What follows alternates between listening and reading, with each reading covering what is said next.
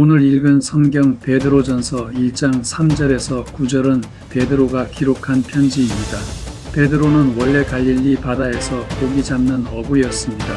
그때 예수님이 찾아오셔서 베드로에게 나를 따라오라. 내가 너희를 사람을 낚는 어부가 되게 하리라고 하셨습니다. 이 말씀을 듣고 베드로는 배와 그물을 그대로 두고 예수님의 뒤를 따랐습니다. 그때로부터 30여 년이 흐른 지금 베드로는 헬라어로 이런 편지를 쓰고 있습니다. 장차 신약 성경으로 채택될 편지입니다. 그는 더 이상 물고기를 잡지 않습니다. 그물을 손에서 놓은 지 오래되었습니다. 그는 이제 전 세계 성도들에게 큰 영향을 끼치는 인물이 되었습니다. 지금 이 순간에도 그는 사람들의 영혼을 구원하고 그들을 가르치고 돌보는 일을 하고 있습니다. 갈릴리 바다를 일터로 삼고 거기서 일하던 그가 지금은 로마 제국 내 넓은 세계를 다니고 있습니다. 그는 당시 교회에서 가장 권위 있고 존경받는 인물이었으며 그때로부터 2000년이 지난 지금도 그의 이름을 모르는 사람이 없을 정도입니다. 천주교는 그들의 교황직의 뿌리가 베드로라고 주장하고 있습니다. 이처럼 갈릴리에서 고기를 잡던 베드로가 예수님을 따라간 결과 그는 어떤 사람이 되었습니까? 물고기 떼를 쫓던 사람이 지금은 무슨 일을 하고 어떤 일에 관심을 가지고 있습니까? 그는 무엇이 달라졌으며 어떤 변화가 있습니까? 우리는 오늘 읽은 성경을 이런 관점에서 보려고 합니다. 첫 번째로 베드로는 그 후로도 계속 예수님을 따랐습니다. 그때로부터 30년이 지난 지금도 베드로는 여전히 예수님을 따르고 있습니다. 예수님은 더 이상 이 세상에 계시지 않는데도 그는 안 계신 예수님을 따르고 있습니다. 예수님은 눈에 보일 때만 따르는 것이 아닙니다. 눈에 안 보일 때도 따르는 것입니다. 십자가에서 죽으시고 부활하셔서 승천하신 후에 이 세상에 더 이상 계시지 않는데도 따르는 것입니다. 예수님을 따르는 것은 그런 것입니다. 예수님께서도 이 세상에 계실 때 그 제자들에게 자신을 따르라고 하셨습니다. 마태복음 10장 38절입니다. 또 자기 십자가를 지고 나를 따르지 않는 사람도 내게 적합하지 않다. 예수님을 따른다는 것은 무엇입니까? 그것은 예수님의 뜻을 따른다는 것입니다. 예수님은 안 계셔도 그 뜻은 남아 있습니다. 모든 이들이 다 잊어버리더라도 말입니다. 예수님을 따르는 것은 그 뜻을 기억하거나 혹은 찾아서 따르는 것입니다. 베드로는 각별히 따라야 할 예수님의 뜻이 있습니다. 그 중 하나는 처음 그를 부르실 때 내가 너로 사람을 낚는 어부가 되게 하리라는 말씀입니다. 그와 더불어 그보다 더 직접적으로 말씀하신 뜻도 있습니다. 요한복음 21장 15절입니다. 요한의 아들 시몬아, 네가 이 사람들보다 나를 더 사랑하느냐? 베드로가 대답하였다. 주님, 그렇습니다. 내가 주님을 사랑하는 줄을 주님께서 아십니다.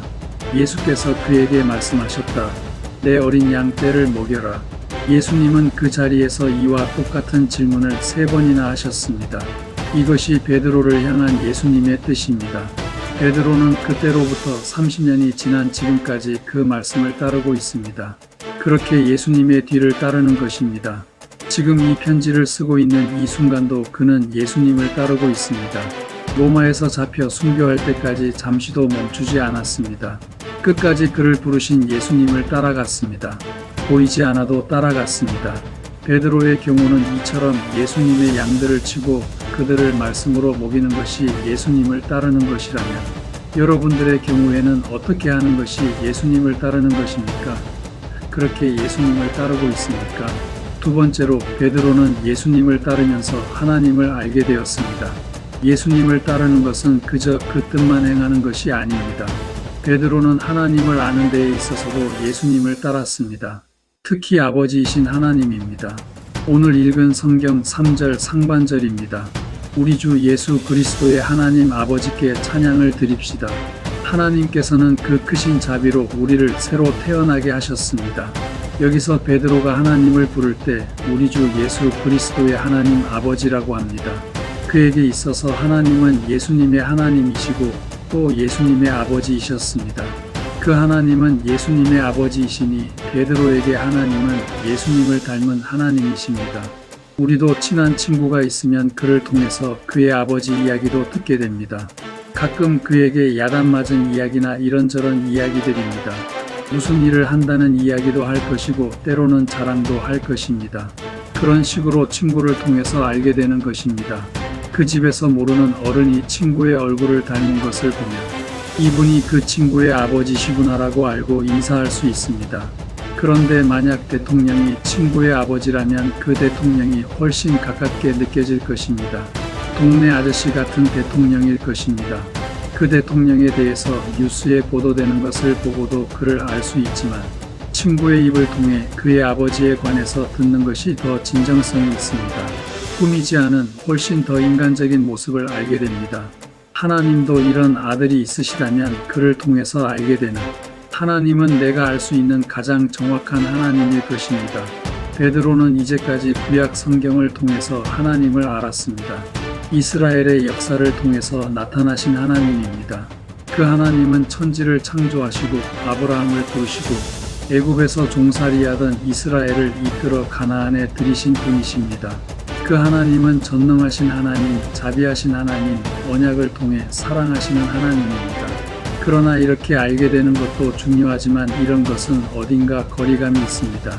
사랑의 하나님이시기보다 두려운 하나님으로 알게 되는 경우가 많습니다. 친밀한 하나님이기보다 낯선 하나님입니다. 그러기에 구약시대에는 아무도 그를 감히 아버지라고 부르지 못했습니다. 이스라엘의 아버지라고는 했지만 한 개인이 아버지라고 부르지는 못했습니다.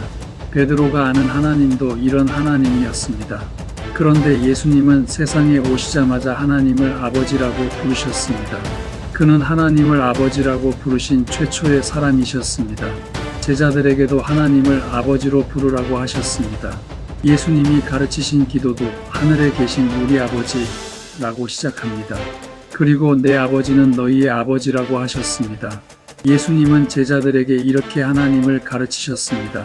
하나님은 전능하시고 무소부재하시고 전지하시고 이런 식으로 가르치는 것도 좋은 것이지만 이런 것은 하나님과 사람들과의 관계에 대해서는 살갑게 말해주지 않습니다. 그런 것만으로는 많이 알아도 실제로는 아무것도 모르는 것일 수도 있습니다. 이분이 우리 아버지인 것도 모르면서 신학적인 용어들만으로 하나님을 안다고 할 수는 없습니다. 그 하나님을 예수님의 아버지라고 아는 것만큼 더 가깝게 아는 것도 없습니다. 친밀감도 그만큼 더 큽니다. 예수님은 제자들에게 하나님을 마치 친구 아버지 가르치듯 가르치시다가 점차 그들의 아버지로 가르치신 것 같습니다. 하나님은 사실은 너희의 아버지시라고 말입니다. 그래도 베드로는 예수님이 살아계실 때는 하나님을 아버지라고 부르지 못했습니다. 그가 부활하시고 승천하신 후에야 아버지로 부를 수 있었습니다. 이것은 쉬운 일이 아니었습니다. 그의 안에 계신 성령, 즉 그리스도의 영이 그에게 하나님은 너의 아버지시라고 거듭 증언하신 후에야 가능했을 것입니다. 그뿐 아니라 베드로에게는 예수님의 아버지가 나의 아버지가 되신다는 사실도 충격적이었을 것입니다. 그의 주님이신 예수님과 자신이 같은 아버지의 자녀라는 것입니다. 이것도 풍성한 하나님 지식을 가져다 줍니다. 내가 하나님의 아들이라는 것도 놀라운데 또 내가 예수님과 형제가 되는 것입니다. 히브리서 2장 11절과 17절입니다. 거룩하게 하시는 분과 거룩하게 되는 사람들은 모두 한 분이신 아버지께 속합니다. 그러함으로 예수께서는 그들을 형제 자매라고 부르시기를 부끄러워하지 않으셨습니다. 그러므로 그는 모든 점에서 형제 자매들과 같아지셔야만 했습니다. 그것은 그가 하나님 앞에서 자비롭고 성실한 대제사장이 되심으로써 백성의 죄를 대신 갚으시기 위한 것입니다. 오늘날 우리들은 베드로가 살던 시대에 있지 않기 때문에 하나님에 대한 호칭이나 예수님과의 형제, 관계와 같은 것이 무슨 의미인지 잘 모를 수밖에 없습니다. 처음부터 우리는 교회에서 하나님을 아버지라고 부르도록 배웁니다. 어른들이 대표 기도할 때 하나님 아버지라고 부르는 것을 어릴 때부터 수도 없이 들어왔습니다. 그 의미를 알기 전부터 익숙해져 버린 것입니다. 그런데 이런 의미를 진정으로 알게 된다면 우리는 늘 감격하게 될 것입니다. 하나님을 아버지라고 인식하는 그 순간부터 우리는 아무 걱정도 하지 않을 것입니다. 우리는 늘 기쁠 것입니다. 그리고 늘 기도하며 아버지이신 하나님과 대화를 시도할 것입니다. 그에게 다가가고 그와 친밀해지기 위해 애쓸 것입니다. 열심히 기도하시는 분은 기도만 열심히 하는 분이 아닙니다. 그만큼 하나님을 많이 아는 분입니다. 날마다 시간을 아까워하지 않고 하나님께 더 많이 기도하는 이들은 그만큼 아버지이신 하나님을 더 깊이 더 많이 알아간다는 것입니다. 세 번째로 베드로는 예수님을 따르다가 부활을 만나고 또 부활을 통해 예수님이 누구신지 알게 되었습니다. 이렇듯 베드로를 비롯한 12 제자들은 예수님을 따르는 중에 하나님만 알게 된 것이 아닙니다. 그들은 예수님이 누구신지도 알게 되었습니다. 그들은 예수님에 대해 보고 들어서 배우기도 했지만 결정적으로 그들은 어느 순간에 예수님을 제대로 알게 되었습니다. 그것은 부활입니다. 3절 하반절입니다. 그리하여 그는 죽은 사람들 가운데서 예수 그리스도가 부활하심으로 말미암아 우리로 하여금 산 소망을 갖게 해주셨으며 예수님의 제자들은 예수님을 제대로 알기도 전에 그의 부활을 먼저 만나게 됩니다. 물론 그 전에 그의 죽음과 십자가를 먼저 만납니다. 이 십자가는 예수님께도 고통이었지만 제자들에게도 고통이었습니다. 그들은 처음부터 부활을 싫어한 것은 아닙니다. 부활을 믿지 않으려고 한 것이 아닙니다. 그런데도 그들이 부활을 믿지 못하고 부활을 꺼렸던 이유 중 하나는 그 부활이 예수님의 희생을 전제하기 때문입니다. 먼저 예수님이 십자가에서 죽어야 한다는 말입니다. 부활은 죽어야만 가능한 것입니다. 죽지 않으시면 부활은 없는 것입니다. 이처럼 예수님이 죽어야 한다는 사실이 그들로 하여금 부활을 회피하게 만든 것으로 보입니다. 그러나 그들이 아무리 피해도 인류 구원을 향한 하나님의 시간은 멈추지 않습니다. 예수님은 꿋꿋이 그의 제자들이 그토록 싫어하는 십자가로 나아가십니다. 이것을 보고 그들은 모두 도망갑니다. 겁이 나고 무서워서 피한 것이기도 하지만 예수님이 십자가에 못 박히고 거기서 숨을 거두는 이 모든 것이 끔찍하게 싫었기 때문입니다. 차마 눈뜨고 볼 수 없었기 때문입니다. 그들이 피하더라도 예수님은 하나님의 뜻 행하기를 멈추지 않습니다. 그는 제자들의 구제 가운데 십자가에 못 박히십니다. 그리고 그날 오후 3시경에 죽으십니다. 이리하여 예수님은 제자들에게 부활을 보여주십니다. 예수님께서 부활하신 몸으로 그들을 찾아오셨습니다. 그들이 그토록 피하던 부활입니다. 그들에게 이 부활을 그 몸으로 증언하셨습니다. 이때 그들이 본 예수님의 부활하신 몸이 어땠는지 성경은 충분히 기록하지 않습니다. 그런데 그 모습은 이전의 예수님과 좀 달라진 것처럼 보입니다. 제자들이 그를 잘 알아보지 못한 것입니다. 막달라 마리아도 예수님이 동산지기인 줄 알았습니다. 엠마오로 가던 두 제자도 예수님을 여행길에서 만나 꽤 오랜 시간 그와 동행하면서도 그가 예수님이신 줄 몰랐습니다. 그럼에도 이들은 그 예수님을 통하여 부활의 실체를 경험할 수 있었습니다. 이렇듯 예수님은 어떤 면으로는 제자들에게 부활을 가르치시려고 죽으신 것입니다. 단순히 부활이라는 것이 무엇인가를 보여주시려는 것은 아닙니다. 나는 죽어도 살아날 수 있다고 과시하신 것이 아닙니다. 인류에게 그 부활이 있어야만 하기 때문입니다. 물론 예수님은 부활이 필요 없었습니다. 부활이 아니라 성육신도 필요 없었고 십자가도 필요 없었습니다. 그런데도 그는 성육신 하셔서 수모를 받으시고 십자가에 달리셔서 죽으시고 부활까지 하신 것입니다. 이것은 사람들에게 부활을 선물하기 위한 것입니다. 모든 이들이 부활해야만 하기 때문입니다. 그러므로 제자들을 비롯한 인류에게는 예수님의 성육신도 필요하고 십자가도 필요하고 또 부활도 반드시 필요합니다. 부활은 죽음을 극복하기 위해 필요하고 십자가는 그들의 죄 사함을 위해서 필요하고 성육신은 이런 그의 십자가 희생과 부활의 토대를 마련하기 위해서 필요합니다. 이처럼 예수님은 희생의 희생을 거듭하셨습니다. 인간이 아니라면, 그들이 없었다면, 그들이 죄를 짓지 않았다면 필요 없을 희생입니다. 그런데 정작 성육신과 십자가와 부활을 가로막거나 싫어하거나 믿지 않고 무관심했던 것은 사람들이었습니다. 그가 성육신할 때 헤롯은 그를 죽이려고 했습니다. 사람들은 그 부모에게 해산할 거처를 주지 않았습니다. 애굽으로 피난가게 했습니다. 사람이 되신 그를 모욕했습니다. 그의 십자가의 길을 막고 나선 것은 공교롭게도 그의 제자들이었습니다. 그들의 대표는 다름 아닌 이 베드로였습니다. 이 편지를 기록한 제자입니다. 이제까지도 그의 뒤를 따르고 있는 수제자입니다. 그는 누구보다 예수님을 사랑하였기에 누구보다 먼저 예수님의 십자가를 싫어하고 막았습니다. 그리고는 누구보다 더 빨리 입으로 그를 부인하고 잠적했습니다. 그렇게 숨어서 그 십자가를 피하고 부활도 기다리지 않았으며 믿지도 않았습니다. 예수님은 이런 그들에게 부활을 입고 나타나셨습니다.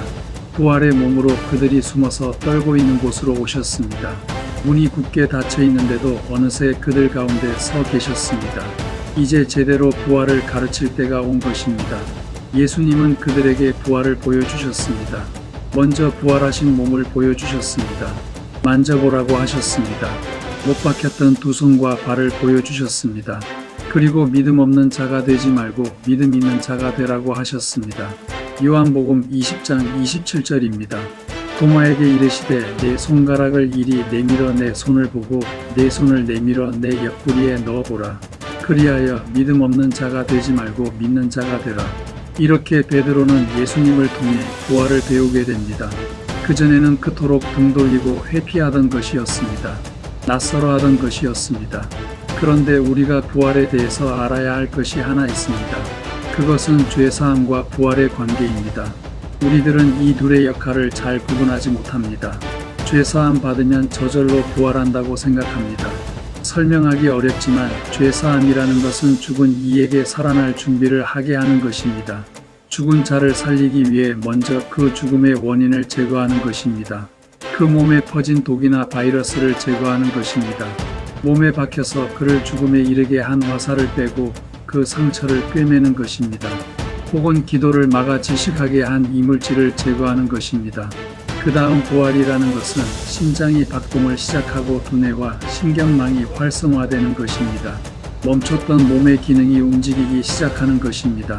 일단 죽으면 이런 것이 아무 소용이 없기에 정확한 비유는 아니지만 그런 식으로 죄사함과 부활을 이해하는 데 조금이라도 도움은 될 것입니다. 이처럼 우리는 죄로 인해 죽었습니다. 죄가 죽음의 원인입니다. 고린도전서 15장 55절과 56절입니다. 죽음아 너의 승리가 어디에 있느냐? 죽음아 너의 독침이 어디에 있느냐? 죽음의 독침은 죄, 죄의 권세는 율법입니다. 이 독침이 아직도 모든 사람들에게 박혀 있습니다. 그렇게 다 죽어 있습니다. 예수님은 십자가에 못 박히셔서 죄를 속량하심으로 그 죄를 무력화하셨습니다. 십자가에서 자신이 못 박히심으로써 독침을 제거하신 것입니다. 그리고 무덤에서 부활하심으로 우리가 숨을 쉬고 움직이며 살아나게 하셨습니다. 이렇듯 우리가 믿고 세례를 받음으로 십자가의 사건이 우리의 사건이 됩니다. 그 권능이 우리에게 임합니다. 죄사함 받습니다. 그러면 우리 안에 성령이 들어오셔서 우리의 죽은 영을 살리십니다. 부활의 사건이 우리에게 현실화됩니다. 우리 안에 계신 성령께서 이 부활의 보증이십니다. 이것이 우리의 소망입니다. 단순한 우리의 공상이 아니라 예수님의 십자가 사건과 그의 부활 사건이 근거가 되는 산 소망이 됩니다. 그 십자가 사건은 우리의 과거에 일어났고 계속 우리에게 영향을 주고 있습니다. 이 사건으로 인해 죄사함을 받아 우리는 거룩한 하나님 앞에 자유로이 나갈 수 있게 되었습니다. 부활도 우리를 거듭나게 하고 미래에 우리의 몸이 부활할 것을 기다리게 합니다. 이처럼 예수님은 제자들에게 부활을 그 몸으로 증언하시고 그 부활 자체를 보여주십니다. 또한 예수님은 그 부활로 평소에 가르치신 대로 그가 하나님이심을 드러내십니다. 그 후 그는 다시 그의 자리로 가십니다. 하늘입니다. 네 번째로 예수님을 따르면 우리 자신을 알게 됩니다. 제자들도 예수님을 따르는 가운데 그들 자신에 관해서도 알게 되었습니다. 그들은 썩어가고 더러워지며 낡아 없어지는 존재라는 것입니다. 성경은 이런 상태를 죽음이라고 말합니다. 이 모든 것은 그 하나하나가 모두 죽음의 증세입니다. 예수님은 그 제자들을 출세시키려고 오신 것이 아니라 그들을 살리려고 오신 것입니다. 베드로도 이제는 그 사실을 알게 되었습니다. 그가 이런 사실을 깨우치기 전부터 예수님은 그를 위해서 그가 알지 못했던 일을 행하셨습니다. 3절에서 5절까지입니다. 하나님께서는 그 크신 자비로 우리를 새로 태어나게 하셨습니다. 그리하여 그는 죽은 사람들 가운데서 예수 그리스도가 부활하심으로 말미암아 우리로 하여금 산 소망을 갖게 해주셨으며 썩지 않고 더러워지지 않고 낡아 없어지지 않는 유산을 물려받게 하셨습니다. 이 유산은 여러분을 위하여 하늘에 간직되어 있습니다. 하나님께서는 여러분의 믿음을 보시고 그의 능력으로 여러분을 보호해 주시며 마지막 때에 나타나기로 되어 있는 구원을 얻게 해 주십니다. 이런 사실을 깨닫고 난 뒤에 베드로는 부활을 증언하고 예수님이 그에게 이루신 귀한 일들을 지켜가기 시작했습니다. 그리고 그도 교회에서 이를 위해 가르치기 시작했습니다. 6절과 7절입니다. 그러므로 여러분이 지금 잠시 동안 여러 가지 시련 속에서 어쩔 수 없이 슬픔을 당하게 되었다 하더라도 기뻐하십시오. 하나님께서는 여러분의 믿음을 단련하셔서 불로 단련하지만 결국 없어지고 마는 금보다 더 귀한 것이 되게 하시며 예수 그리스도께서 나타나실 때에 여러분에게 칭찬과 영광과 존귀를 얻게 해주십니다. 이런 모든 일들은 베드로가 예수님을 따르다가 스스로 겪은 일들입니다. 그에게 있던 약한 부분들입니다. 의심과 두려움들입니다. 이로 인한 시련들입니다. 이런 가운데서도 믿음으로 버티어 이룬 승리입니다. 베드로가 이긴 것이 아니라 그리스도께서 십자가와 돌무덤에서 이기신 승리를 찾은 것입니다. 결론입니다. 예수님은 갈릴리 바다에서 고기를 잡던 베드로를 부르셨고 그때부터 그는 예수님을 따랐습니다. 끝까지 예수님을 따랐습니다. 그렇게 예수님을 따르다 하나님을 알게 되었습니다. 예수님의 하나님이 그의 하나님이시고 그의 아버지이셨습니다. 그런가 하면 그는 예수님의 부활을 만나게 되며 예수님이 누구신지도 알게 됩니다. 이처럼 예수님이 누구신지 알게 되면서 그 자신이 누군지도 알게 됩니다. 자신은 죽은 자이고 썩어가며 낡아져가는 존재였는데 예수님으로 인해 산 존재가 되었습니다. 예수님의 약속대로 사람을 낳는 어부가 되었습니다. 우리도 예수 믿는 이들입니다. 예수님은 베드로만이 아니라 우리도 부르셨습니다. 우리들은 어떻습니까? 베드로처럼 처음 부르신 날부터 지금까지 그를 따르고 있습니까? 그리고 산자가 져야 할 짐을 지고 산자가 맞아야 할 태풍을 견디며 단련되어 가고 있으며 강하게 되어가며 승리하는 자의 기쁨을 누리고 있습니까? 사도들이 증언하는 부활이 내게 성령으로 증언되고 있습니까? 그 부활의 힘으로 우리는 새로워지고 강하여지고 있습니까? 우리도 그 부활의 삶으로 부활의 증인이 되고 있습니까? 그렇게 하는 저와 여러분들이 다 되기를 주의 이름으로 축원합니다.